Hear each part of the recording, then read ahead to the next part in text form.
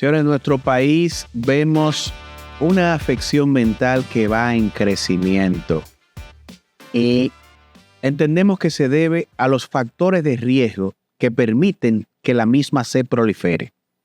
Estamos hablando de la ludopatía.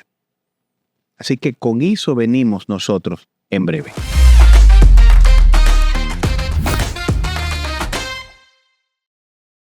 Adicción al juego de azar.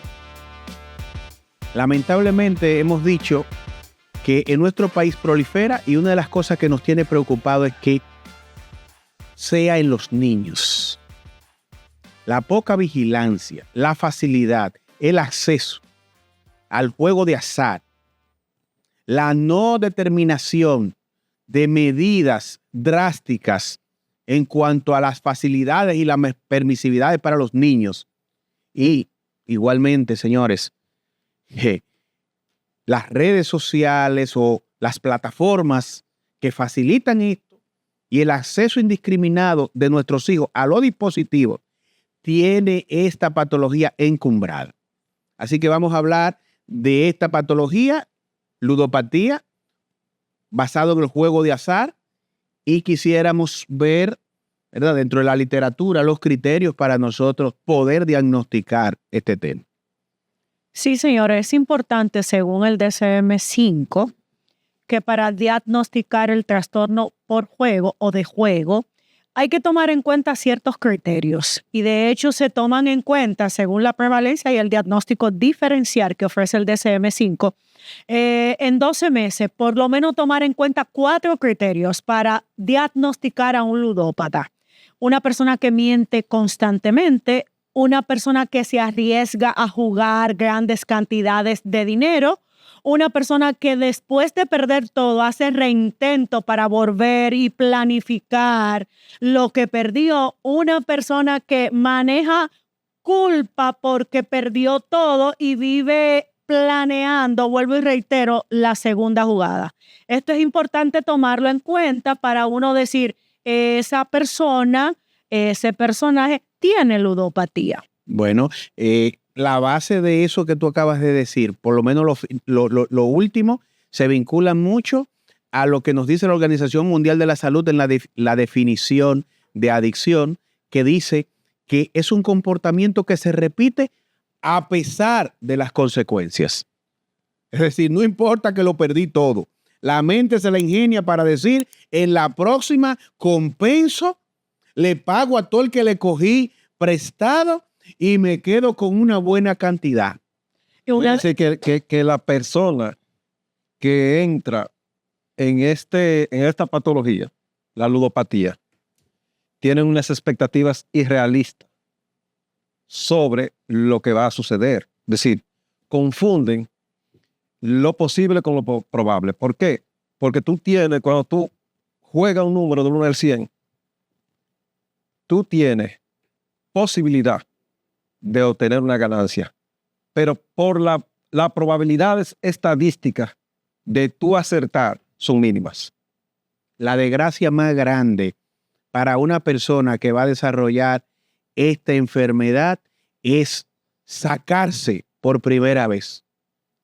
Oye lo que te voy a decir. Bueno, se sacó por primera vez. Cuidado. Pero hay que comenzar. Tú sabes, a mí esto de la ludopatía, cuando me dijeron vamos a hablar de ese tema, me preocupó no juego de azar, sino videojuegos. Los niños y adolescentes en tiempo y afecciones en el entorno familiar porque no tienen límites de los padres. ¿Qué tan permisivos están siendo los padres dejando a un niño con la tablet 1, 2, 3, 4, 5 horas? Es decir, ya se va gestando una adicción. Un factor de riesgo que va vulnerabilizando cada vez más al muchacho y haciéndolo propenso a transferirla hacia otra área. Porque yo mencioné lo de azar porque es por el factor económico donde más estrago causa la ludopatía. Vamos a una realidad constante de la personalidad y ahí encontramos los fenómenos de trastorno de personalidad antisocial. Una persona adicta a un juego es una persona que cursa un curso muy cercano a lo que son los trastornos que tienen que ver con la personalidad antisocial. Ya se ha hablado aquí de la mentira, de la capacidad de manipulación, de todo un conjunto de acciones que no solamente te llevan al juego, sino, por ejemplo, ahí se incrementan y llegan las adicciones, tanto las adicciones ilegales como las adicciones ilegales. Y entonces eso entra dentro de un escenario que cada día es más difícil encontrar una solución alterna a un conflicto que comenzó con juego. Así es. Y déjame decirte una cosa, que quiero aprovechar esto que está diciendo Nicanor, señores, para vincularlo con el atraco al banco y nuestro diálogo que hemos tenido haciendo inferencias de trastorno antisocial de la personalidad, vinculándolo al tema de la ludopatía, específicamente en el señor Jorge Estrella. Yo escuché unos comentarios por ahí de cuestionamiento de que había un programa que se estaba dedicando con unos profesionales a plantear temas de diagnóstico y se mencionó hay gente de política y que, bueno, yo me sentí en cierta forma aludido porque nosotros somos los que hemos estado muy activos en los temas de perfiles de políticos y el análisis a la personalidad de estos delincuentes, para decirlo así. Y bueno, no se mencionó específicamente nombre, por eso no voy a ser alusivo directo. Lo cierto es que tenemos que hacer una evaluación profesional de lo que son las inferencias diagnósticas. ¿Por qué? Porque hay distintos tipos de inferencia diagnóstica. Hay una que es deductiva, inductiva, ¿verdad? Y nosotros no nos hemos ido por la parte deductiva, sino inductiva. ¿Y qué quiere decir eso? Quiere decir eso que nos valemos del marco conceptual propio de nosotros, profesionalmente hablando, que es de años en una universidad, de la experiencia de trabajo y de indicadores o fenómenos que dan al traste con que podamos hacer una inferencia inductiva. Una inferencia inductiva. ¿Basado en qué cosa? Bueno, tú tienes varios criterios para el diagnóstico. Tienes el criterio o el componente básicamente relacional. Tú tienes un individuo que se agrupa con otros para formar una banda delincuencial y asumir un atraco al banco, que no es cualquier cosa, y que dicho sea de paso, tú tienes que estar dispuesto a matar a una persona ahí que se enfrente a ti, o en una persecución ser capaz de lo que sea para tú salirte con la tuya. Yo quiero saber si una acción así no la aporta una persona con un constructo de pensamiento que pudiéramos decir en inferencia que es un antisocial. También tenemos o hicimos un análisis de la parte intrapersonal basado en qué cosa? En acciones de esa persona, intrapsíquica. Es decir, páginas de OnlyFans, comportamientos ludopáticos, porque para usted ir a un casino y dejar su jipeta empeñada y usted, por ejemplo, confabularse a un atraco para usted resolver temas de deuda, señores, no hay que tener más de 2 dedos de frente para usted saber que es una persona que corresponde con un trastorno antisocial de la personalidad. Que pueda ser, por ejemplo, una persona con cierto elemento neurótico, porque se les relaciona con escritos religiosos, que lo agarraron saliendo de la iglesia ese día. Eso es otra cosa, porque los trastornos también tienen niveles. Y cuando es puro, es al que le llamamos tradicionalmente psicópata. Esa persona no internaliza afecto y no tiene empatía. El trastorno antisocial de la personalidad o sociópata es una persona que tiene cierto nivel de internalización, cierto nivel de empatía, pero muy vinculada a ciertas personas, porque es selectivo en ese aspecto. También nosotros analizamos el elemento sociocomunitario o intrafamiliar, donde vimos los vínculos de estos personajes con su familia y determinamos por ello que los patrones de crianza tenían cuestionamientos, y eso está adherido a patrones antisociales de la personalidad. Entonces, yo voy a sugerir que se revise la literatura para ser más preciso con respecto a observaciones de este tipo, señores, porque nosotros hicimos una inferencia diagnóstica, pero no fue, es decir, fue deductiva.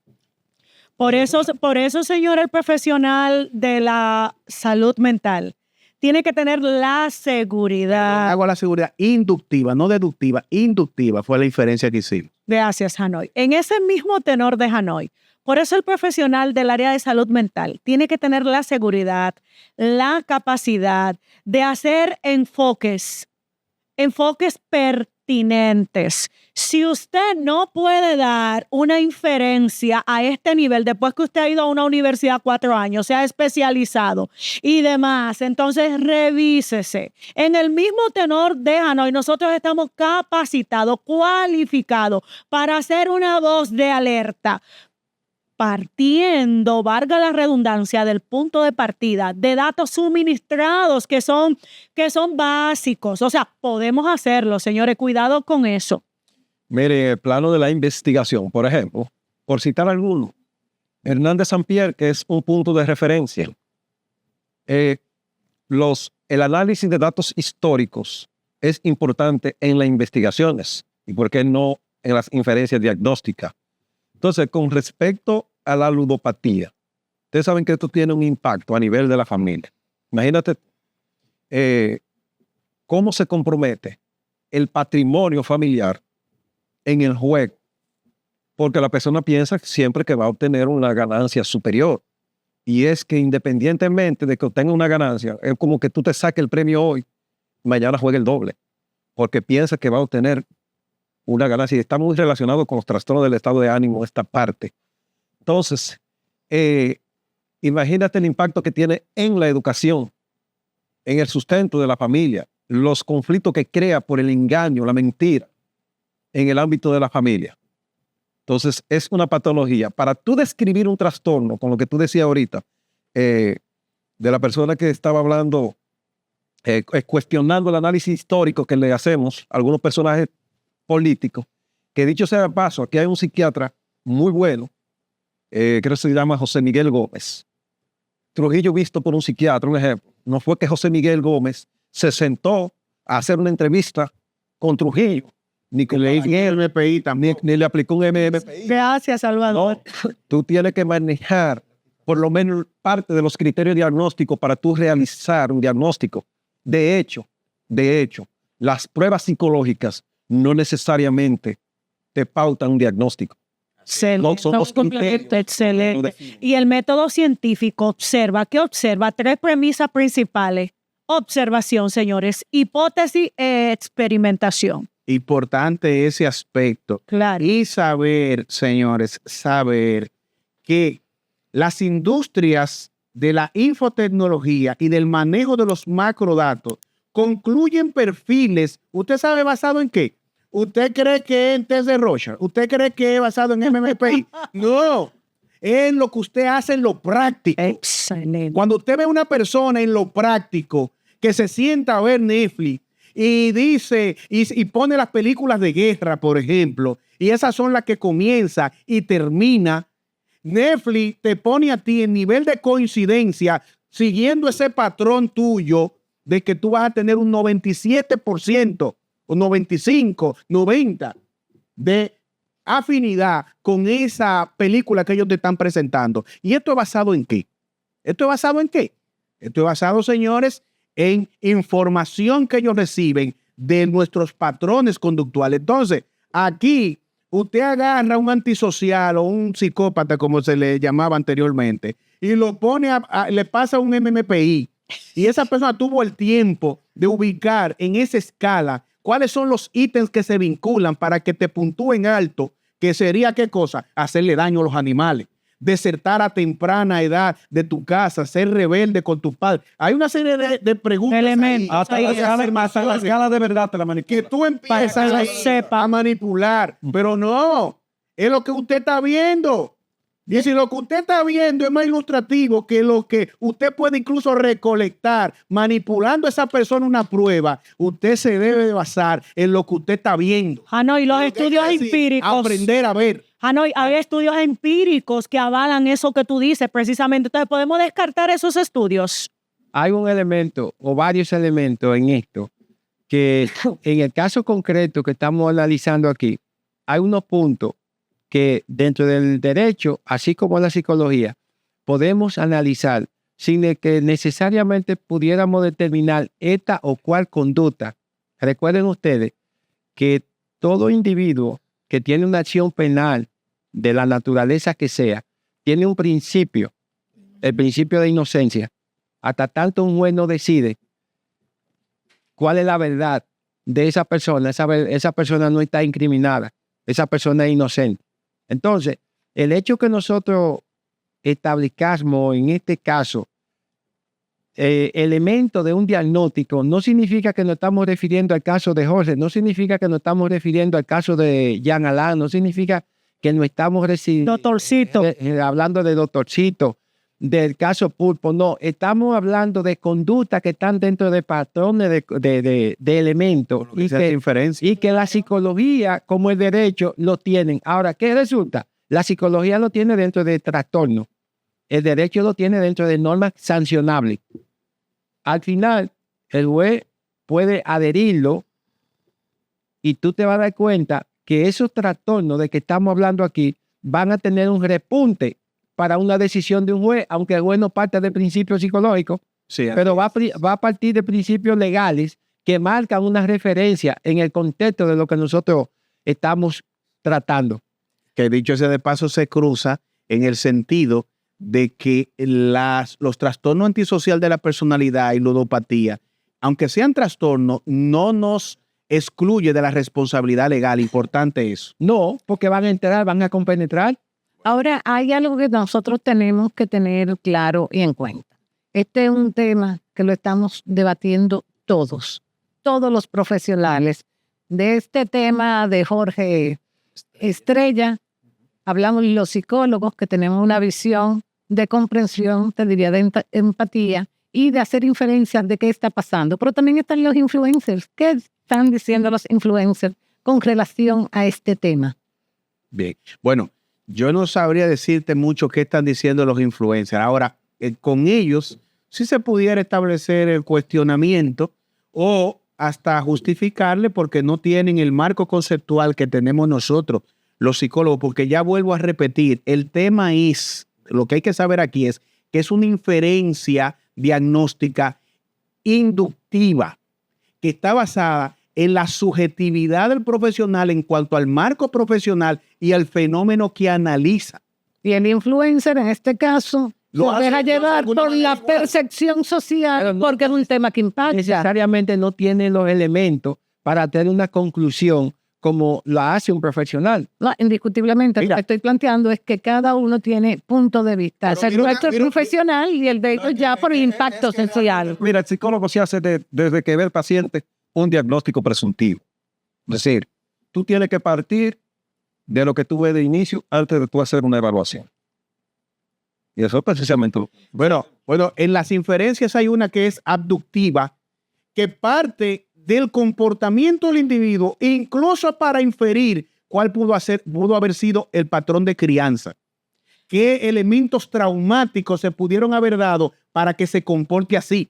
Es decir, que tenemos dentro de la inferencia una serie de complejidades. Y aquí, a lo que yo entiendo que se ha hecho alusión, es a la inferencia deductiva, pero es inductiva y abductiva. Así que vuelvo a reiterar, hay que irse a la literatura, Haciendo referencia precisamente a la inferencia inductiva, deductiva que está hablando Hanoi. En el caso clínico de Jorge Estrella, cuando un tipo de persona precisamente cae en este ciclo de ludopatía o nivel de ludopatía, es precisamente para evadir una realidad. Y usted se preguntaría, ¿cómo afecta esto la relación familiar? Bueno, vemos el caso. ¿Cuántos familiares involucrados en este caso hay? ¿Hay vivos o ya hay muertos? el caso de la mamá que pide, ay, suelten, pero tenemos que ver, señores, lo que está afectando de manera directa el vínculo familiar y la trayectoria y la influencia que esto deja. Eso es importante. Y bueno, ya en cierre, nosotros decimos que para una persona desarrollar la ludopatía, que es una afección mental y que por sí sola, no necesariamente tú vas a decir con ello que tiene un trastorno antisocial de la personalidad, porque hay muchísimas personas con problemas de adicción que, señores, pueden en los rasgos ser elevados. Porque hay que decir la verdad, una cosa es, hay que analizar los niveles. Los niveles de Los niveles, porque tú le haces un MMPI a una persona para ponerla de guachimán en la puerta de un negocio y tiene que puntuarte alto en la escala de psicopatía, por ejemplo. Tiene que puntuarte más o menos alto. ¿Por qué? Porque es que tiene que ser una persona con la capacidad de quitarle la vida a otro si van a amenazar su integridad o a quererse meter en ese negocio. No me doy a entender. Ahora, esa persona, porque tenga un arma y sea capaz de quitarle la vida a otro, ¿quiere decir que se va a agrupar con otro para meterse en un banco a robar? No, ya ahí subió el nivel. Entonces, de eso es que nosotros estamos hablando. Pero eso es una visión clínica. A nivel de la ludopatía, mira, tú necesitas ser una persona, ya lo dijimos, con tendencia a mentir, a manipular y que también perjudique tu finanza personal, la finanza de tu familia y que genere una serie de problemas que pueden devenir incluso en lo legal. Entonces, cuando alguien es capaz de dejar una jipeta hipotecada, empeñada, que eso es algo que cuando tú lo haces es porque ya tú eres reincidente. Entonces, yo te voy a decir una cosa a ti. Si uno concluye aquí que Jorge Estrella tenía un trastorno de ludopatía, lo sencillo de esto es oír lo que la gente dice de su problema al juego y también el hecho de que fue capaz de dejar su vehículo ahí hipotecado en un casino. El jugador circunstancial, esporádico, sin problema. No hace eso. No. Te pierde lo que fue a jugar, se va incómodo y por ahí quizás ni vuelve más. Y si regresa. Señor, banco para coger un préstamo. señores, Lo que sea. ¿cómo el juego patológico puede erosionar la confianza no solo del círculo familiar? ¿Cómo puede afectar la autopercepción, la disyuntiva? Ya cuando una persona cae en estos niveles que hablaba Hanoi, de diversos tipos de patología en nivel de la ludopatía, ¿quién va a confiar en ti? Porque si tú eres capaz de empeñar la jipeta hasta tu propia vida. Y no solamente eso, señores, ya en cierre, esa es una afección que nos demanda la atención. ¿Tú sabes por qué? Porque hay una correlación entre la enfermedad de ludopatía y el suicidio. ¿Y por qué se da eso? Porque es que cuando te metes en los líos económicos y comprometes incluso a otras personas y pertenencia de otras personas, el cobro compulsivo llega a un nivel tal y la sensación de amenaza de caer preso por ese tipo de problemática hace que la persona en ocasiones atente contra su vida, se suicide muchas veces. ¿Por qué? Porque tiene miedo a las consecuencias. Tú sabes que aquí en República Dominicana lamentablemente se promueve mucho esto, el juego compulsivo. Tú caminas cuatro esquinas y en las 4 esquinas tú encuentras 4 bancos. Sin embargo, tú caminas 12 esquinas y en las 12 esquinas apenas tú encuentras una escuela. Eso es real. Tú no te topas con una escuela de artes. Es lamentable. Una cancha así de baloncesto. La escuela de la vida. Y en los barrios, los padres mandan a comprar números con sus propios hijos. Irresponsable eso. Los padres irresponsables. La banca de apuestas, las personas que tienen vendiendo, no están educados. No están educados. ¿Por qué? Porque como tú le vendes números a un menor de edad.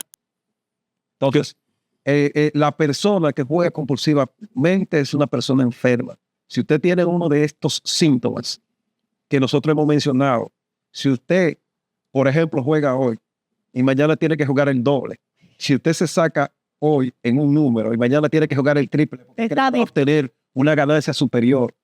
Si usted piensa que las cosas son fáciles, que es sin trabajo, que la lotería, quien pone la lotería no pierde. No ha pensado eso. Eso es así. Señor- Perdona, Hanoi, me llega calientita de producción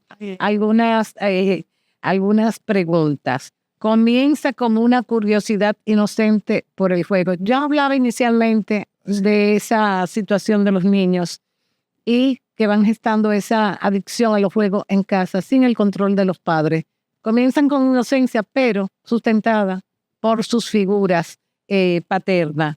Las primeras victorias refuerzan la conducta del juego. Así Y es. se va fomentando, antes de Hanoi cerrar, mentiras y engaños compulsivos. Y el niño aprende de manera deliberada a mentir y a engañar. Y la industria, déjame decirte algo, está dedicada a patrocinar juegos para niños que cuando tú lo empiezas a analizar por la dinámica del azar y la forma de reforzamiento que tienen, te dice a ti, si permito que mi hijo juegue esto, le van a vulnerabilizar para desarrollar una patología que pudiera llamarse ludopatía, donde el circuito de recompensa se afecta, en donde me lo lleva a un patrón obsesivo y compulsivo en ideas predictivas y en una forma de buscar un reforzador que muchas veces nunca llega y que la industria lo tiene programado, porque ese ladrón de un solo brazo, la gente piensa que está basado en lo azaroso, en el azar de que le voy a jalar. Y no, eso está programado a 201. A 201 y usted le pasa 199 y lo deja porque se cansó y el que viene atrás es el que se lo saca. Entonces, mucho cuidado con eso y vamos a revisar la literatura. Excelente.